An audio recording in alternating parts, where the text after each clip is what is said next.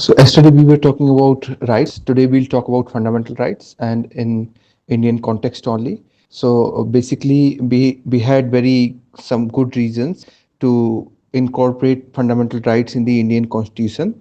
The first thing was that at that point of time the main political party was the Congress. Okay. And the Congress for very long time it had been demanding these rights against the British rule. And during the British rule in India, what happened that human rights were violated by the rulers on a very wide scale.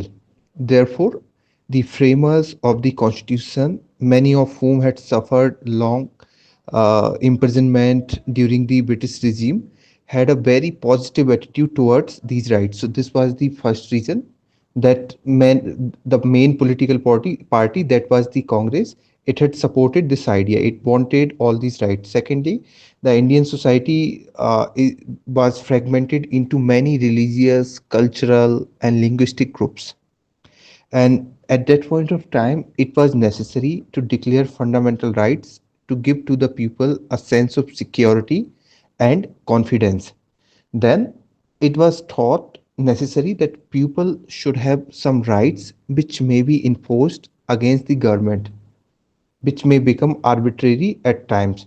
So can you please tell me anything which these days government is using against the people? Anything, any one thing, if you can tell me about it, that government is arbitrarily using against the people who is not listening. Session law. Sedition law. So do you think the sedition law is against the fundamental right? Yeah, it can be said that because fundamental right give us a right to express ourselves, but whereas sedition law just uh, मतलब वो हमको रोकता है express करने के लिए, तो it can be नहीं, कंसिडर्ड एज। बिल्कुल नहीं रोकता है। सिटीजन लॉ में तो सीधा सा ही बोला गया है आपको कि आप कुछ भी ऐसा नहीं कर सकते हैं जो डेमोक्रेटिकली इस्टेब्लिश्ड गवर्नमेंट या the government established by law है उसको उखाड़ फेंके, या जो राइट्स करवाए या दंगे करवाए या देश की इंटरनल सिक्योरिटी या एक्सटर्नल सिक्योरिटी को खतरा पहुंचाए। वो तो ये कहता है, वो ये थोड़ी कहता है कि आप बोल नहीं सकते हो। बेसिकली इफ मतलब that what I understand by this is के अगर कोई बोलता है by the expression that what ever happen in the past, के मतलब as an administration or police officers they got the people into the jail because of the against the statements, if I'm right regarding to the topic. But sedition is completely different. Sedition is a crime which you have committed. I mean, you are accused of. In sedition, two things are clear. That first, you want to overthrow the government which was established by the law. Second, that your activities may hamper the peace of the countries or internal or external security of the countries. So these two things are. Have you heard about National Security Act, NSA? There are many laws actually which are being used. Say, for example, detention, the law of detention. So actually, constitution forbid it also, but sometime it allows, and people get detained for 90 days, 180 days for no reason. What is the difference between detention and arrest?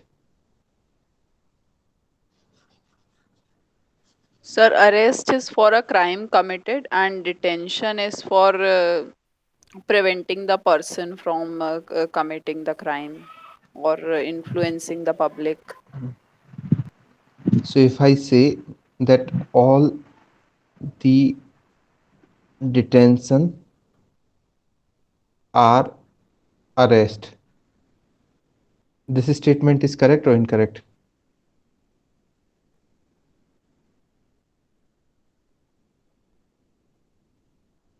Tell me.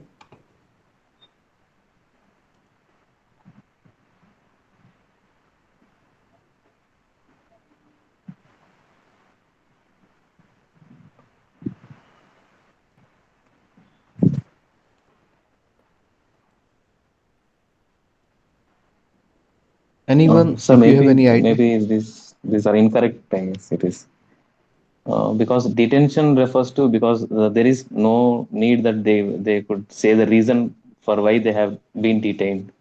But regarding the arrest, the people should be, I mean, given a reason or the on what basis they were being arrested. All the arrest or detention, then this statement is correct or incorrect? Think about on this thing. All right. If you are unable to uh, come on a proper conclusion, then I'll let you know tomorrow. All right. So, yeah, we were talking about that the reason to incorporate fundamental rights in our constitution. So, first reason I have already told you, and we were talking about the second reason. So, then what happened? That it was thought necessary that people should have some right which may be enforced against the government, which may become arbitrary at times. Though democracy was what happened at that point of time, democracy was being introduced in India. However, democratic tradition were lacking because we did not have any democratic tradition. British were ruling us, so we did not have any kind of democracy. Okay, so those kind of traditions were lacking, and there was a danger that the majority in the legislature may enact laws which may be oppressive to individuals or minority groups, and such a danger could be minimized by having a Bill of Rights in the Constitution. So, this was the second reason that they thought that if a party who is a majority party, then it can bring any law and which can curtail the freedom of people, which can curtail the basic right, which can oppress the people.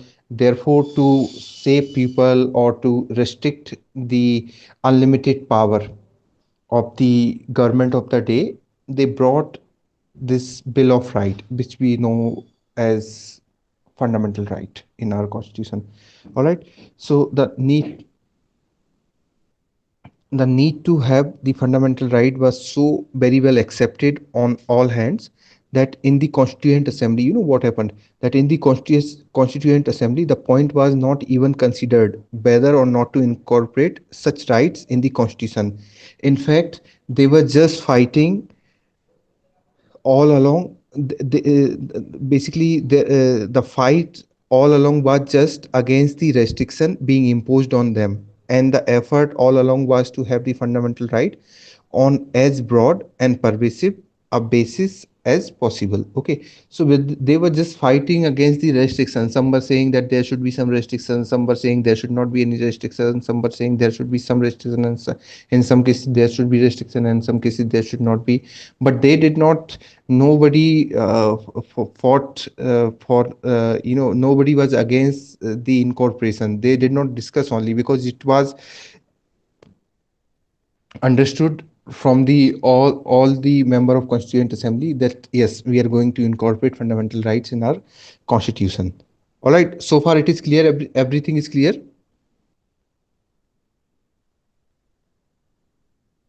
Yes, sir. Yes, yes.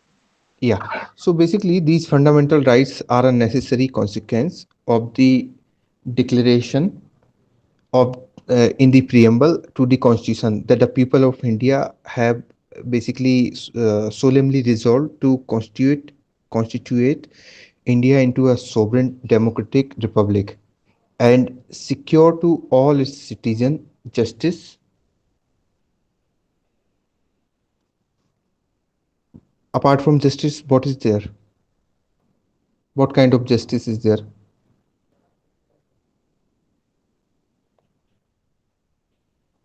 Social, economic, and which one is third? Political. Political. Yes, political, liberty of, Thought expression. yes, liberty of thought, expression, belief, faith, and worship, and equality of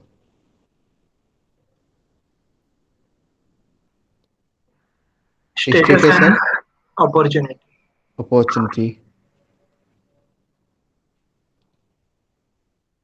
So these were the things which were discussed in preamble. Remember this thing, if someone is asking that what kind of justice preamble talks about, so it talks about social justice, it talks about economic justice, it talks about political justice. Second thing they can ask that what kind of liberty preamble talks about, so it is thought, expression, belief, faith and worship. And they can ask the kind of equality, so equality of status and opportunity. All right.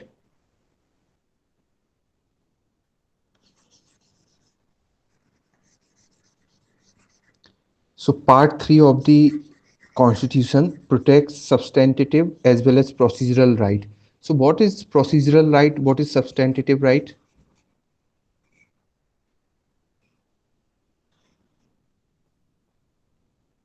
Anyone?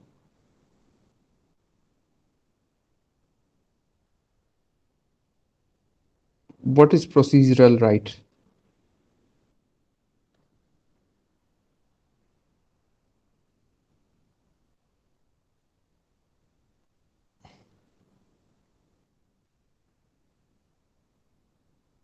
Tell me if you can tell me about all these two things.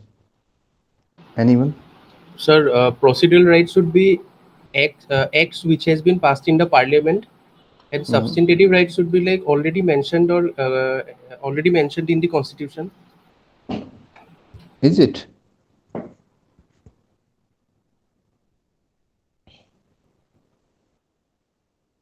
Harshita, tomorrow you have to tell what is procedural right, and Prem Kumar, tomorrow you have to tell what is substantive right. Okay, All right. sir. Okay, sir. So these two people will tell us tomorrow what are substantive rights and what are procedural rights. Okay, and you'll give some example also.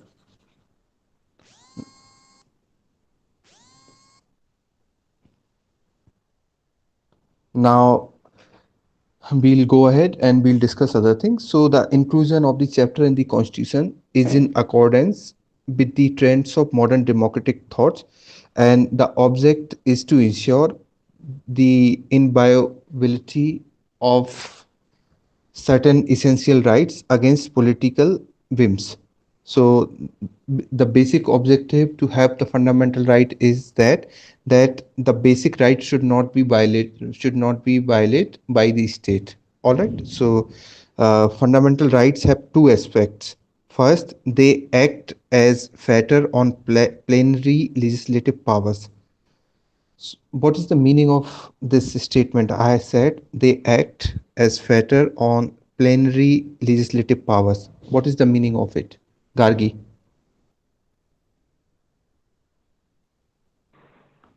Fundamental rights restricts the unlimited power of the executive over the citizens. I think the meaning of this is Can you please tell once again? I couldn't listen. Hello. Yes. yes, sir. So I'm not sure, but I'm trying. Mhm. It means that fundamental rights have the restricts the unlimited power of the executive Yes, exactly. over the citizens. Yeah, exactly. So first aspect of fundamental right is that they are the restriction on the unlimited power of the legislation. All right. Second thing, they provide condition to fuller development of our people, including their individual dignity. All right. So these are the two aspects of fundamental right. First, they act as restriction on the unlimited power of legislation, and second, that they provide condition for fuller development of our people, including their individual dignity. Now, the fundamental rights in India, apart from guaranteeing certain basic civil rights and freedoms to all, also fulfill the important function of giving a few safeguards to minorities, outlying discrimination and protecting religious freedom and cultural right. Yesterday I was talking about civil right. So anyone, if you can tell me about what is civil right?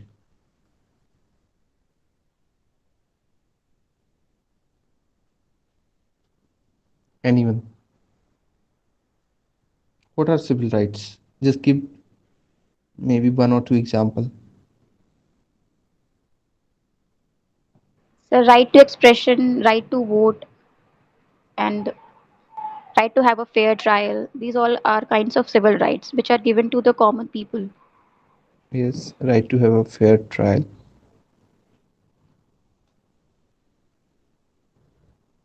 a right to vote. So you know that in our constitution, apart from these all these rights, we have cultural right, we have rights which protect religious freedom. There are rights which uh, forbid any form of discrimination, and there are rights which safe which there are certain rights for the safeguard of minorities also. All right, so these rights cannot be contravened or abridged by any statutory or constitutional provision. So what is the meaning of statutory provision? So provisions which are there, which are enforced through a law by the parliament. Yes, and what are constitutional provision? So the provisions which are there in the constitution, written in the constitution itself. Okay, so for example, if there is nothing in constitution, but something brought by the constitutional amendment, then will it be considered constitutional provision? Yes, sir. Yes, exactly. And there are also laws also that certain laws which can be brought by the parliament also. Okay, so those are statutory provisions. So they cannot curtailed by neither uh, statutory provision nor constitutional provision. All right. The fundamental rights are inherent and cannot be extinguished by any constitutional or statutory provision. Any law that abrogates or abridges such right would be violative of the doctrine of basic structure. What is doctrine of basic structure? Anyone, just in one line.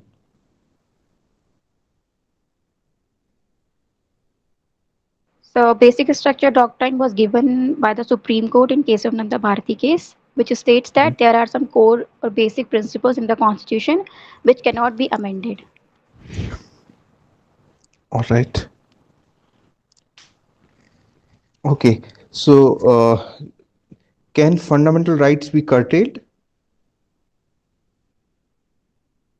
Is there any situation when fundamental rights can be curtailed?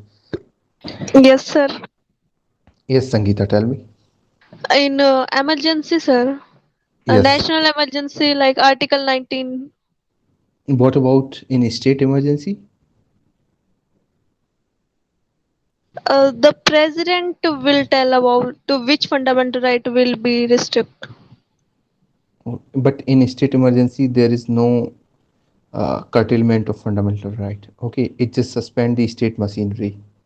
It doesn't, touch fundamental right. However, if there is national emergency, so can you please tell me that can national emergency be applied in all over India, or it can be applied a part of India also? It can be a part of India also. Yes, exactly. It's not necessary that it should be applied all over the India. If any part, there are certain conditions. Okay, that external aggression, armed rebellion, war. If these are the situation and a particular area of India is facing this situation, then the emergency can be imposed on that particular area only, and it will be called national emergency. Fine. So, during emergency, some curtailment of fundamental rights does take place, but actually, all these curtailments of fundamental right of a temporary nature. And one more thing I want to tell you that fundamental rights must not be read in isolation, but along with directive principle and fundamental duties. The Indian Constitution guarantees essential human rights in the form of fundamental rights under which part of the Constitution? Part 3. Part Yes, 3. part 3 of the Constitution, and also it provides directive principle of state policy in part under which part? Part 4. Part Yes, 4. Yes, part 4 of the Constitution, and these DPSPs are fundamental in the governance of the country. Freedom granted under Part 3 have been liberally constituted by various pronouncement of the Supreme Court in the last half a century, and keeping in view the international covenants to which India is a party. And the main object has been to place citizen at a center stage and make the state accountable. All right. So it is clear to you.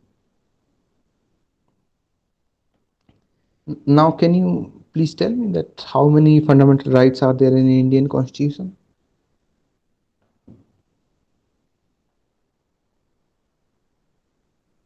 Anyone?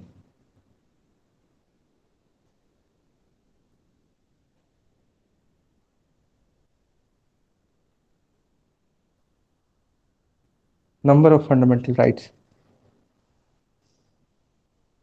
Sir, 6. 6 in number, sir. There are, yes, sir, 6 fundamental rights. Pakka.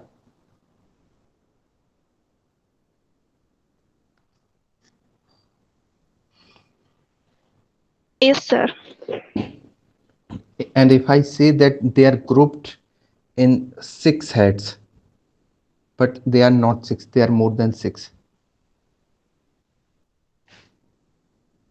Yes, sir. Right? Yes, sir. Actually, Article 12 to 35 of the Constitution pertain to fundamental rights of the people, and these rights are reminiscent of some of the provision of the Bill of Rights in the US Constitution. But in our Constitution, we cover a much wider ground than the US Constitution. All right. So our grounds are very wide. In in US Constitution, the grounds are not that much wide. All right. And US Constitution declares the fundamental rights in broad and general terms, but as no right is absolute, the court in course of time spelled out some restriction and limitation on these rights. But in the Indian Constitution, uh, it adopts a different approach in so far as some rights are worded generally. Just a second, someone is trying to enter. Yeah. And there are in Indian Constitution, the rights are worded generally. Okay, they are general in the nature in respect of fundamental rights, and the exception and qualification have been formulated and expressed in a very exhaustive manner. All right, it is clear to you? Yes, sir. Yeah. So what happened that the framers of the Indian Constitution, they have learned from the experience of USA, and they have visualized many difficulties while telling the fundamental rights in general term, and in leaving it to the courts to enforce them. So there were many fundamental rights which were left to court, that court would enforce them. And I can give you some example also. Some example also. So for example, the legislature not being in position to know what view the court would take of a particular enactment. This was the first thing. Second thing, the process of legislation becomes difficult. Third thing was there arises a vast mass of litigation about the validity of laws, and the judicial opinion is often changing, so that law becomes uncertain. The next thing is the judges are irremovable and are not elected. They are therefore not so sensitive to public needs in the social or economic sphere as the elected legislators, and therefore we have brought a different kind of system. Okay, so where we have given power to judiciary to just to interpret all these rights. However, the parliament is one who can amend or who can change these rights from time to time. However, we'll keep in mind that it cannot change the basic structure. All right, so the fundamental rights in the Indian Constitution have been grouped under 7 heads, and I'll tell you all these 7 heads. First one is, what is first one? Right to Equality. yes, right to equality from Article 14 to Article 18. Okay, and Article 14 is the most important.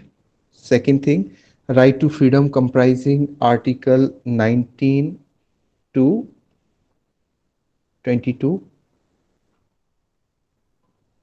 Right to freedom 90 to 22, and which guarantee several freedoms, the most important of which is the freedom of speech. Okay, third thing is right against Exploitation.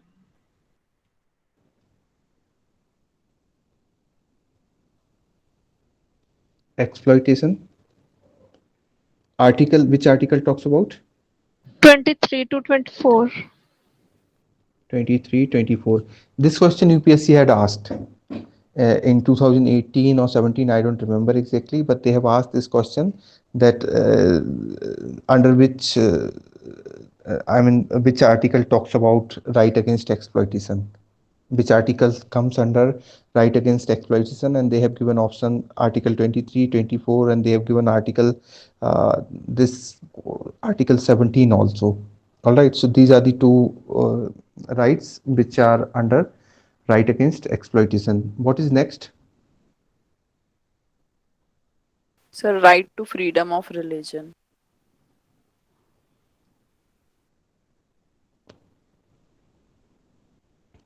Right to freedom of religion. Which article talks about it? 25 to 28. Yes, 25 to 28. Then cultural and educational right. 29 and 30. 29 and 30. Then right to property. Article 31.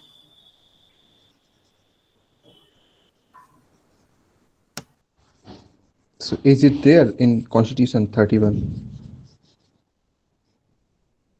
No, sir, it's a legal right now.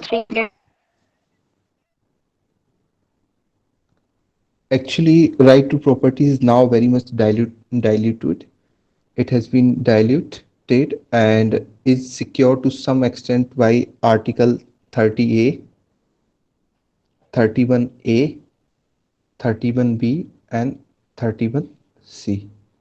And the next one is right to constitutional remedies, and they are secured by Article 32 to 35, and the most important is Article 32. Fine. So these were the heads of fundamental rights which we have right now with us. So we'll discuss first head, but before that I wanted to discuss Article 12 and 13, and these things we'll discuss tomorrow. Today what I'm going to do, that today you people have to present, so we'll start with you. Okay, and from tomorrow we'll start from Article 12, 13, and 14. These were the some basic things which I wanted you to know, therefore I have told you, and from tomorrow we'll start with Article 12.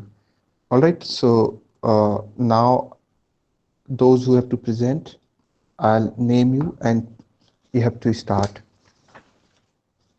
So Shreya, are you there? Yes, sir. Okay, Shreya, I've asked you to prepare Sambar Lake. Yes, sir.